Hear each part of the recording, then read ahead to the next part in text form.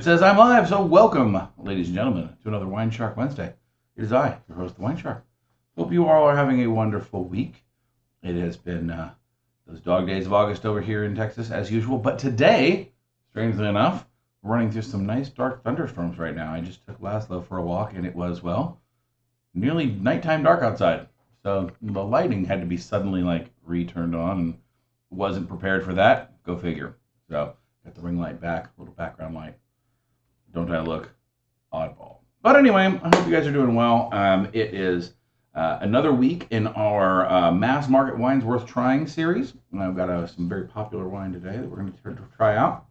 And just a couple of wine topics today. I really actually want to talk about some of our local events.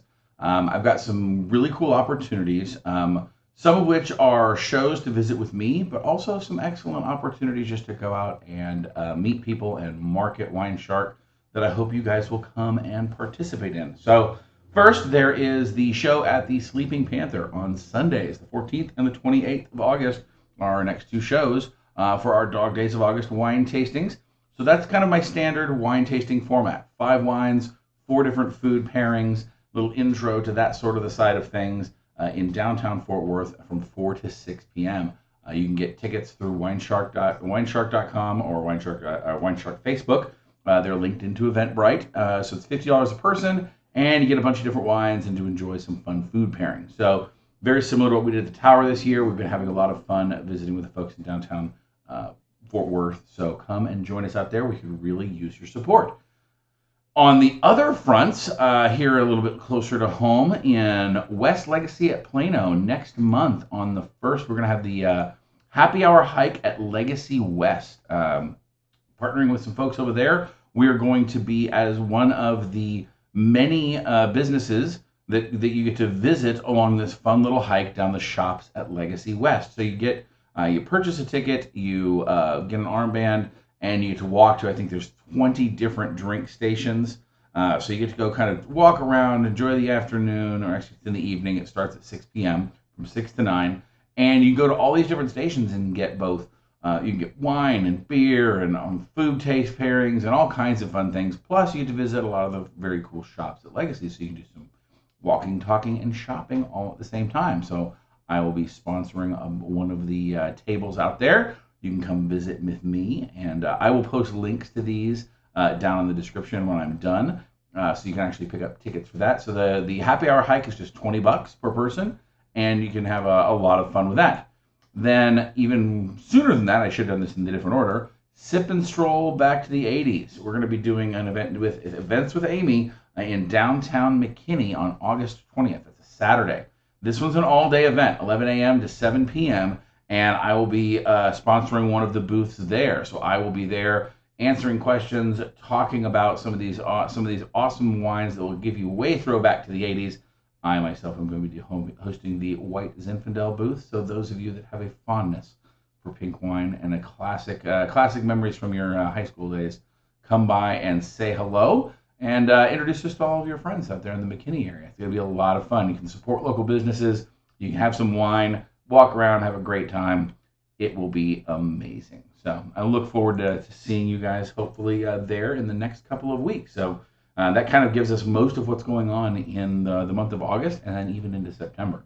So in other news, it is harvest time. We talked about this opening last week, but I'm starting to see Napa has started to open up in California, and we're starting to bring grapes in off the vines, and the crush is on, and we're getting right down to brass tacks and full business. So I saw some really cool photos the other day. I also just talking about orange wine and this really cool shot of, and I unfortunately wasn't able to save it and share it with you guys. Unfortunately, it was a mobile only link and it wasn't good for this production. So, but it's this great image of the wine under crush for an orange wine, where it's got all this crushed skin contact, but it's all these white grapes, which you rarely, you don't get pictures often of them all in the mix and all stirred up. So it was kind of cool. Just thought it was another reminder of yet that the winemaking process has begun, even this early. It's a little said it's going to be the next couple of months we start getting things going, but a very, very exciting time. And so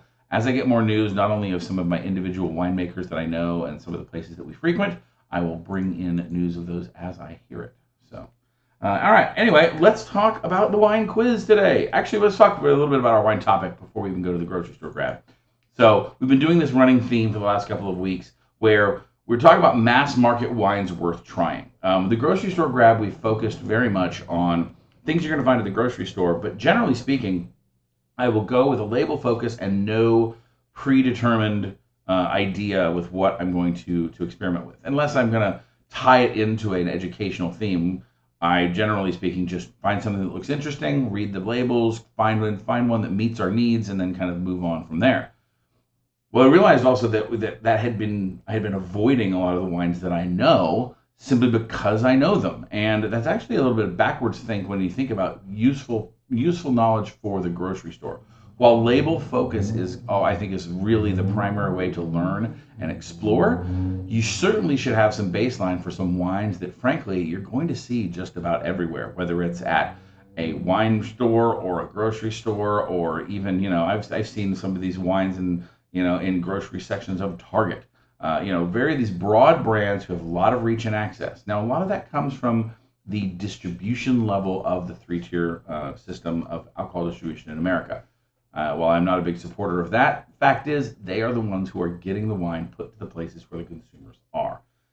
Working with that, finding the labels that you find reliable and trustworthy, I think, is a worthwhile cause. These aren't going to be wines that are special, precious, and unique. A lot of them are going to be just good enough, but sometimes that's all you're really looking for. So our topic today, when we get to the grocery store grab, will be mass market wines worth trying. Our qualifications for choosing these, by the way, were their ubiquity, meaning the fact that they're going to be just about every place you can look for. They need to be a quality wine at the given price point, right? I'm not sitting here shopping $2 Chuck, for instance. I mean, not that I don't, that Charles Shaw and his wines at Trader Joe's are a horrible thing. They're not drinkable, but we're looking here at wines I would recommend to you normally anyway, usually in that $15 to $25 price point. And so we're looking for a good quality and a named match. And then we're kind of trying to analyze, is this name and hype, or is this really a brand that you can kind of trust?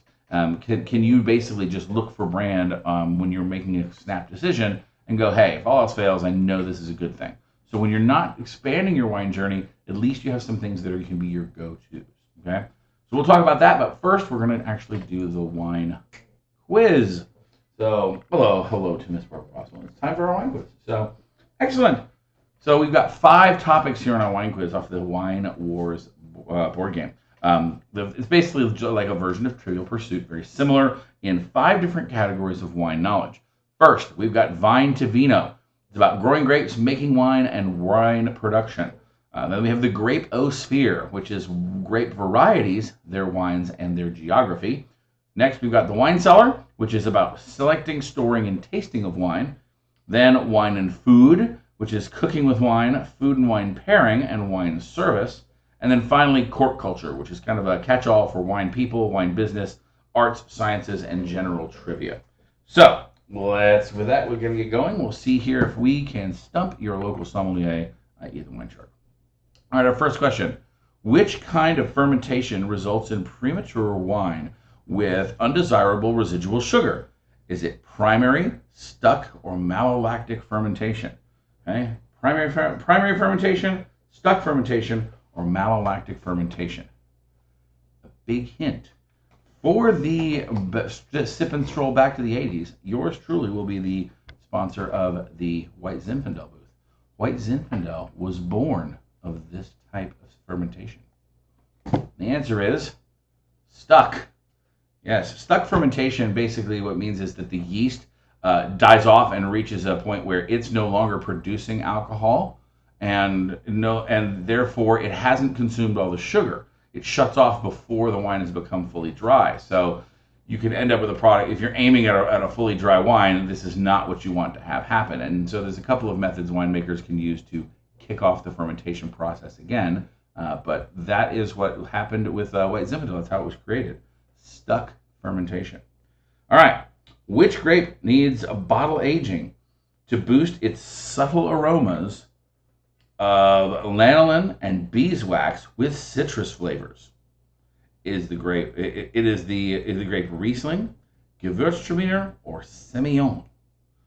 Okay, so you want to age it in the bottle with aromas like lanolin, beeswax, and citrus.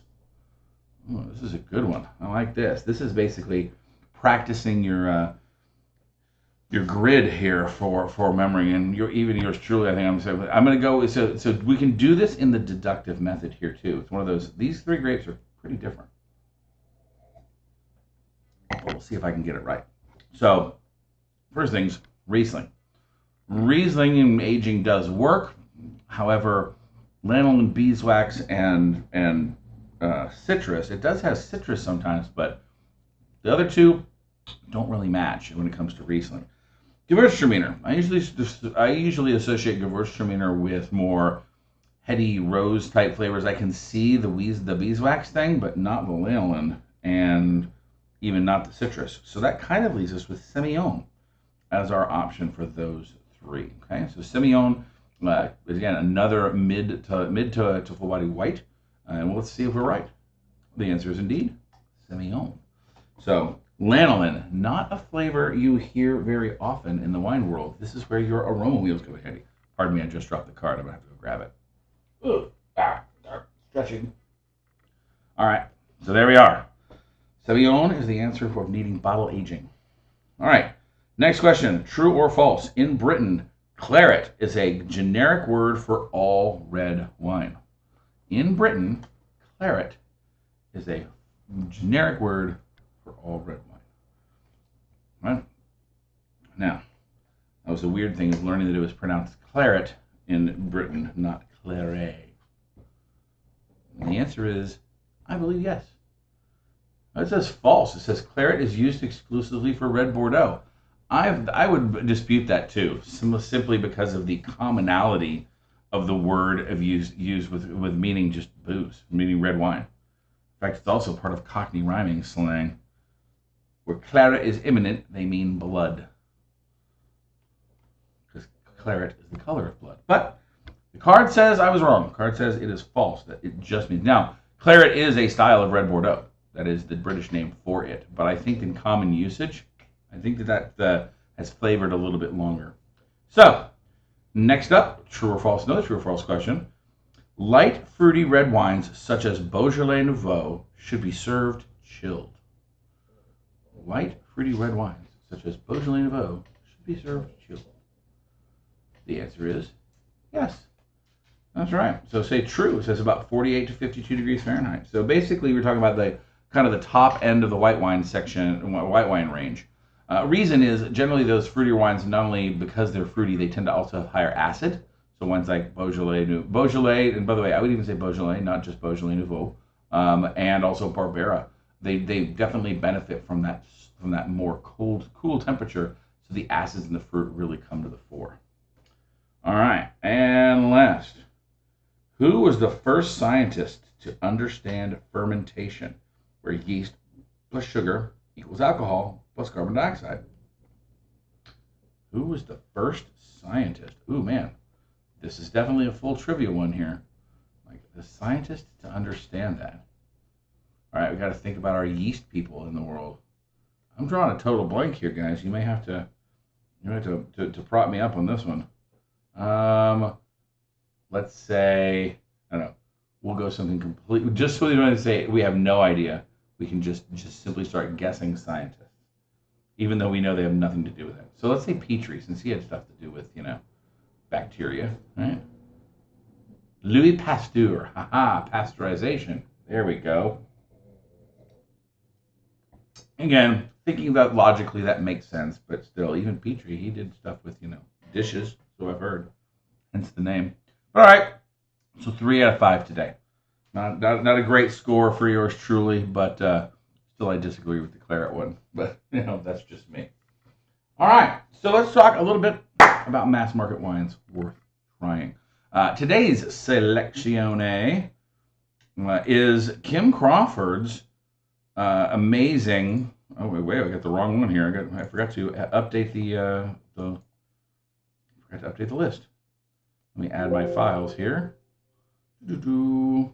But Kim Crawford, Sauvignon Blanc, a really well-known, very popular, there we go, Kim Crawford Sauvignon Blanc. Very popular Sauvignon Blanc that I think has really taken over the mass market in the last few years. It has become a very popular name, a very big go-to for a lot of people who were new to Sauvignon Blanc in the recent past, and is kind of a shining star in that particular broad category. Not only within, say, New Zealand Sauvignon Blancs, but within grocery store available New Zealand Sauvignon Blancs. That section of the wine world has grown a lot, along with the red blends category, when folks realize that New Zealand Sauvignon Blancs are really this wonderful grapefruit and tropical fruit,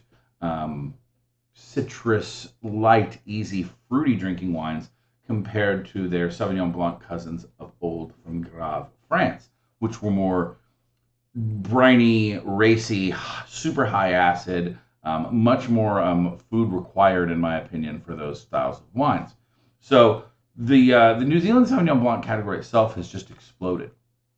And I mean, you've got names like Starborough and Marlborough and White Haven and Kim Crawford and Nobilo. I mean, there's just, those are just half a dozen off the top of my head of mass market names you'll see in a lot of places that are promoting this style of wine. But Kim Crawford really kind of took off, and I think made a pretty big splash here.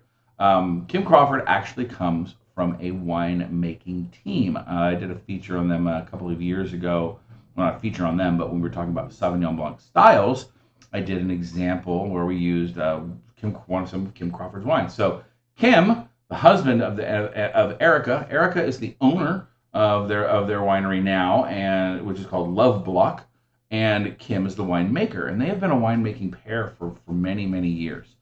With Kim making wine for various folks over his career, Erica both on the business and wine side of things, but they're kind of this really cool power duo who built up this brand, Kim Crawford, and then sold it off to a distributor, I believe Constellation Brands. And they sold it off for a good, healthy chunk of money, but also a non-compete clause that basically said that they wouldn't make a New Zealand Sauvignon Blanc of a similar thing for something like 3 years.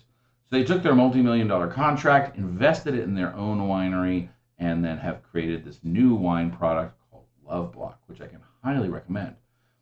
But that shows Kim Crawford here as an interesting example of the wine industry, how wine kind of works, and the little bit of the wine business aspect of things.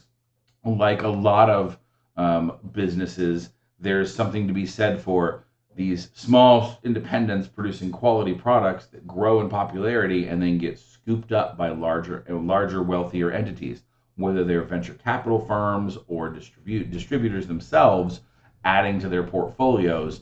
This is not uncommon in the wine world. And for many of us in the wine world, there's a question of the goodness or badness of that. Is it laudable to scale up like that? Can a product retain its genuine nature when it gets bought up by a multi-million-dollar conglomerate that may or may not care about the quality the way the people who made it popular did? This is that whole going mainstream and selling out kind of argument. I mean, I think it happens in a lot of different places. And in my experience, I've kind of found it hit and miss. There are lots to be said for growing in scale. There are benefits of scaling your operation. For instance, if you're paying less for your bottling, marketing, and transportation operation because you have a network built in through your distributor, then everybody's making more money on the back end that they're not having to spend on putting the money into there. Or consequently, they can afford to reduce the prices on the front end and offer that same product at a less expensive cost because they're not adding on the cost of things like their own bottling operation. For instance, Gallo runs a completely vertical operation. They have not only their own bottling, their own corking, their own transportation, storage, the whole works. And because they move a lot of it, they can do it for cheap, much cheaper than some small winery producing, say, 10,000 cases of wine a year was able to do. So there is some benefit there. On the other hand, do those benefits necessarily benefit the consumer? Does do the powers that be start messing with the program, requiring shortcuts and things like that? So I've seen wines that can have gone from interesting and approachable to kind of mundane and their quality. I've also seen that the price thing reverse. Wines like Meiomi, for instance, which used to be a kind of interesting entry into the Pinot Noir world. It was a very different Pinot Noir because it wasn't pure Pinot Noir. It was a blend, and that wasn't something that had happened a lot before. So a lot of people really scooped it up. It got really popular. Then it got bought up as an independent brand. They got sold off to a much larger brand. And frankly, while the quality is either the same or lesser than it used to be, the price has done nothing but increase, which would seem to be the opposite of the benefits of scaling up, right? That just seems to be corporate greed. And so those kind of things can be kind of disappointing. But to our point, Kim Crawford, after he and his wife sold off the label, I think they set the ship definitely in the right direction. And so far, the quality of this wine has been maintained fairly well throughout its life. So as our grocery store grab today, we have Kim Crawford's Sauvignon Blanc. Now, grocery store grab, if you're not familiar, sometimes everybody has a first time. It's basically our opportunity to get the best value per dollar for wines found at non-specialty and non-big box retailers. Because you're not generally going to find good wine help at places like the grocery store, and if that's where you shop out of convenience or necessity, we learn to talk about label-focused wine tasting, where we read the labels on wine to make sure that we're seeing the sort of flavor words and the proper information to know that we're getting a good bottle of wine at the store. So, as we said, this week's theme, it was kind of pre-selected because I was doing a brand I know, but we want to know from the label, what is in it? It says right on the front, Kim Crawford Sauvignon Blanc. It is from Marlborough, which it does not say New Zealand, but that is the other part on that you can read on the back. So, at least for the very beginning, we've got some base information about where the wine is from and what grape it's made from. On the back, label here says, Kim Crawford Sauvignon Blanc dazzles with aromas of intense tropical fruit and fresh-cut green notes. Oh, grass notes, sorry. I'm reading the label under the backlight is hard. The palate bursts with passion fruit, citrus, and ripe stone fruit flavors from exceptional vineyards in New Zealand's famous Marlborough region. We proudly craft this exuberant Sauvignon Blanc, delicious with fresh seafood, goat cheese salad, or on its own. So that's a pretty decent little wine label there. I mean, it's got flavor words in it, specific and several different examples, not only from green grass and tropical fruits to stone fruits, citrus, and passion fruit, and even has some fun little pairing examples to be as specific as saying goat cheese salad. That is definitely an A on the WineShark scale of a readable label. So really cool stuff that they're doing here. So not only are they meeting their labeling needs, but they are also that wide sort of very popular brand. So when we taste this wine, this by the way runs about $15 a bottle. You will see online some cheaper prices. Make sure that you're looking at the prices for a 750 milliliter bottle, not a 375. For instance, when I was looking for the picture for the label today, Total Wine had one for $10. I was like, $10? That seems awful cheap. Well, yeah, because that was a half bottle. So what we're going to look at is this wine well executed? Is it on style? And is it worth the price tag? Well, I can tell you right now, the wine, as far as color is concerned, is dead on with a classic bright straw color, indicative of Sauvignon Blancs and lighter style whites. On the nose, it is an aggressive tropical fruit bomb. It smells like grapefruit. It smells like passion fruit. It smells like a little hint of maybe even lemon piss citrus, right? It's got a lot of citrus notes, not much else to it. Maybe a little bit of minerality, not a lot of complexity here though. Really just going with all of those kind of this really big fruit bomb right in your nose. And it smells sharp. You definitely get the acid level right in your nose. Not a sweet wine. Very fruity, right? But not really sweet. On the palate,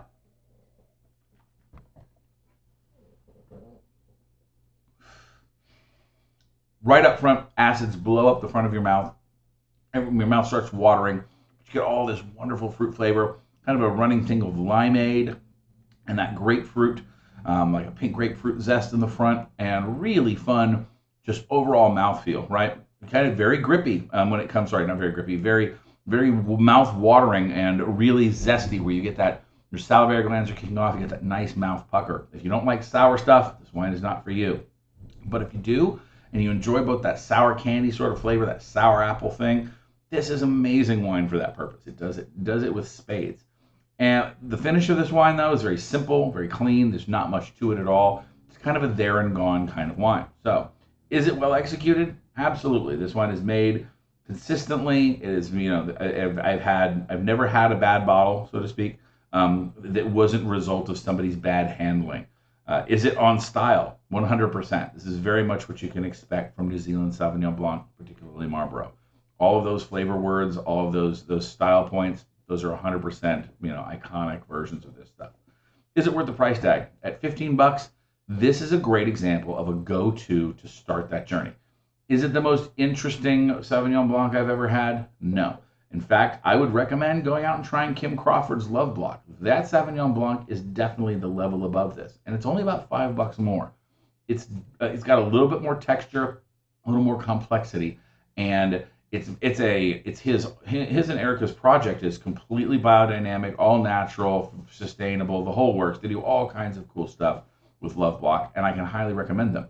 But I'll tell you, even though I believe it's Constellation Brands that still owns the Kim Crawford label, they at least haven't seemed to have screwed the pooch here. They've kept it on the rails and producing a quality product even without Kim at the helm. So that's saying something for them not killing the goose that laid the golden egg. That you're going to be able to find this in lots of places, enjoy it, and have a consistent product all around.